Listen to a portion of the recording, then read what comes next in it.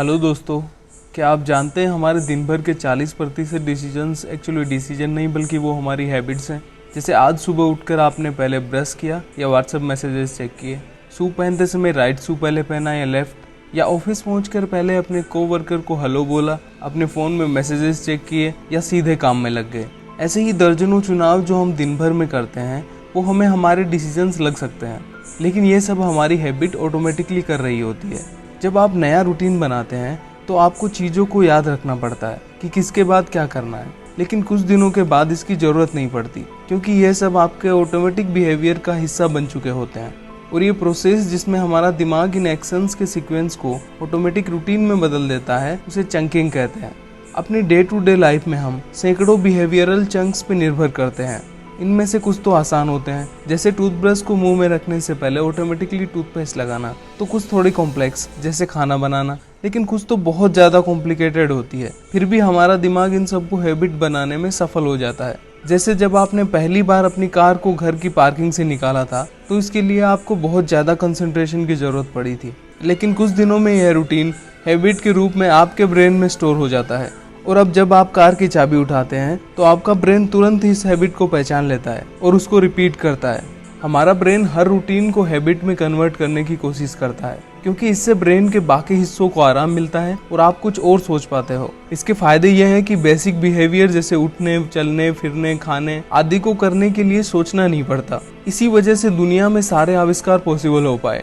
लेकिन इसके नुकसान भी है क्योंकि जब हमारा ब्रेन पूरी तरह एक्टिव नहीं होता तो हम कुछ चीजों पर ध्यान नहीं दे पाते। जैसे रोड के दूसरी तरफ से आ रही कार पर गौर न करना हमारे लिए खतरनाक साबित हो सकता है। इस प्रॉब्लम से निपटने के लिए ब्रेन ने एक सिस्टम बना रखा है जिससे यह क्लियर रहे कि कब कंट्रोल हैबिट के पास रहेगा और कब ब्रेन वापस ले लेगा। किसी भी हैबिट को परफॉर्म करते समय हमारे ब्रेन में जो प्रोसेस होती है वो एक 3 स्टेप का लूप होता है, जिसका पहला स्टेप होता है क्यू, मतलब संकेत या इशारा। यह आपके ब्रेन को ऑटोमेटिक मोड में जाने के लिए ट्रिगर करता है और यह बताता है कि आपको कौन सी हैबिट यूज करनी है। दूसरा स्टेप आता है रूटीन। यह कोई भी फिजिकल, मेंटल या इमोशनल एक्ट हो सकता है। और लास्ट स्टेप आता है रिवार्ड, जो रूटीन के पूरा होने पर यह डिसीजन लेने में हेल्प करता है कि इसे फ्यूचर के लिए याद रखना है या नहीं। तो किसी भी हैबिट के लूप में तीनों कंपोनेंट क्यू, रूटीन और रिवार्ड होते हैं। जैसे जिस मिठाई की दुकान से हम अक्सर मिठाई खाते हैं, जब उसके पास से गुजरते हैं तो वो जगह या उस दुकान का एडवर्टाइजिंग बोर्ड एक क्यू के रूप में हमारे ब्रेन को ट्रिगर करता है और फिर हम वहाँ जाकर अपनी फेवरेट मिठाई खाते हैं, जो कि इस हैबिट का रूटीन है। और इससे जो खुशी मिलती है वो इसका रिवार्ड है। आपने देखा होगा कि उस दुकान से मिठाई खाने के शुरुआत के दिनों में कई बार वहाँ से बिना मिठाई खाए भी आए होंगे, लेकिन अब आप जब भी वहाँ से गुजरते हैं तो उसका एडवर्टाइजिंग बोर्ड देखते ही आप अपनी फेवरेट मिठाई का स्वाद फील करने लगते हैं, जो कि इस हैबिट के रिवार्ड का एंटिसिपेशन है। और ये हमारे अंदर रिवार्ड को पाने की एक क्रेविंग या तीव्र इच्छा जगाती है। क्रेविंग की वजह से ही कुछ हैबिट्स जैसे स्मोकिंग या ड्रिंकिंग बाकियों से इतनी ज़्यादा पावरफुल होती है कि हमारे न चाहते हुए भी हमें उस रूटीन को फॉलो करवाती है। किसी भी हैबिट को बदलने के लिए उसके लूप को समझना जरूरी है। जैसे रवि को रोज दोपहर कैफेटेरिया जाकर केक खाने की आदत है, जिससे उसका वेट कुछ किलो बढ़ गया है और उसने खुद को रोकने की पूरी कोशिश की, लेकिन वो नहीं रोक पाया। किसी भी हैबिट के लूप को पता करने के लिए सबसे पहले उसके रूटीन को आइडेंटिफाई करना होता है। जैसे रवि के सिनेरियो में रूटीन है दोपहर में कैफेटेरिया जाना, केक खरीदना और वहाँ खड़े लोगों के साथ बातचीत करते हुए उसे खाना। तो इसके पॉसिबल क्यू हो सकते हैं भूख, बोरियत, लो ब्लड शुगर या दूसरा काम शुरू करने से पहले जरूरी ब्रेक। और इसके पॉसिबल रिवार्ड हो सकते हैं केक खुद, दृश्यों में परिवर्तन, टेम्परेरी डिस्ट्रैक्शन, इंस्टेंट एनर्जी जो शुगर से मिलती है, या दोस्तों के साथ बातचीत करना। रिवार्ड पावरफुल होते हैं क्योंकि वो हमारी क्रेविंग को सेटिस्फाई करते हैं। फिर भी हमें एग्जैक्टली पता नहीं रहता कि हमारे बिहेवियर को कौन सी क्रेविंग चला रही है। तो क्रेविंग का पता करने के लिए रवि ने अपने रिवार्ड्स पर कुछ एक्सपेरिमेंट्स किए। जैसे पहले दिन उसने केक की क्रेविंग फील होने पर कैफेटेरिया जाने के बजाय बाहर घूम के आ गया। इसके अगले दिन केक की जगह कॉफी खरीदी, फिर अगले दिन एक एप्पल, और अगले दिन कैफेटेरिया जाने के बजाय एक फ्रेंड के ऑफिस गया और बातचीत करके वापस आ गया। रवि ने यह पता लगाने के लिए कि उसकी हैबिट को कौन सी क्रेविंग चला रही है, उसने हर टेस्ट के 15 मिनट बाद यह चेक किया कि किस टेस्ट में उसकी क्रेविंग सेटिस्फाई हो रही है। क्योंकि अगर उसकी क्रेविंग भूख है तो एप्पल, इंस्टेंट एनर्जी जो शुगर से मिली तो कॉफी, बोरियत है तो बाहर घूम के आना, या दूसरा काम शुरू करने से पहले रिक्वायर्ड ब्रेक है तो दोस्तों से बातचीत उसकी क्रेविंग को सेटिस्फाई करेंगे। रवि के केस में फ्रेंड्स से बातचीत करना उसकी क्रेविंग को परफेक्टली सेटिस्फाई कर रहे थे, जो कि रवि के लिए उस हैबिट का रिवार्ड है।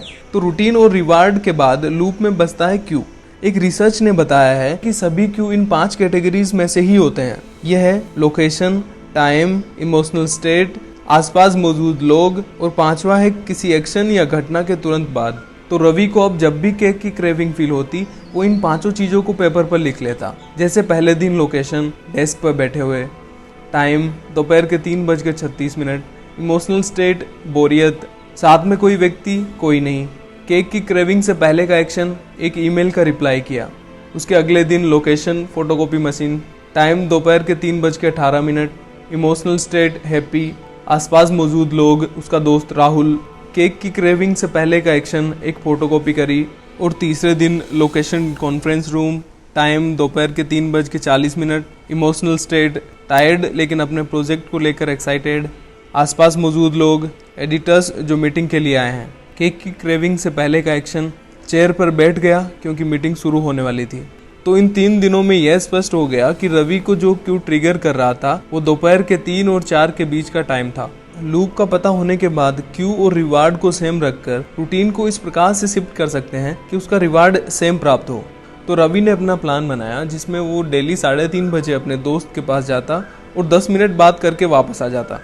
इस प्लान ने तुरंत काम नहीं किया क्योंकि इस टाइम पर रवि कई बार बिजी रहा तो कई बार इग्नोर कर दिया। तो कई बार बात करने के लिए इच्छुक दोस्त ढूंढ पाना मुश्किल रहा बजाय केक खाने के। तो ऐसे ही कई बार गाड़ी पटरी से उतर गई। लेकिन जब रवि अपने प्लान पर स्टिक रहा उसे बहुत अच्छा महसूस हुआ, तो वो धीरे धीरे अपने प्लान पर और ज्यादा स्टिक रहने लगा। और कुछ दिनों के बाद वह लगभग 3:30 बजे अपने आप उठता और अपने दोस्त से बात करके वापस आ जाता, क्योंकि अब यह उसकी आदत बन गई है।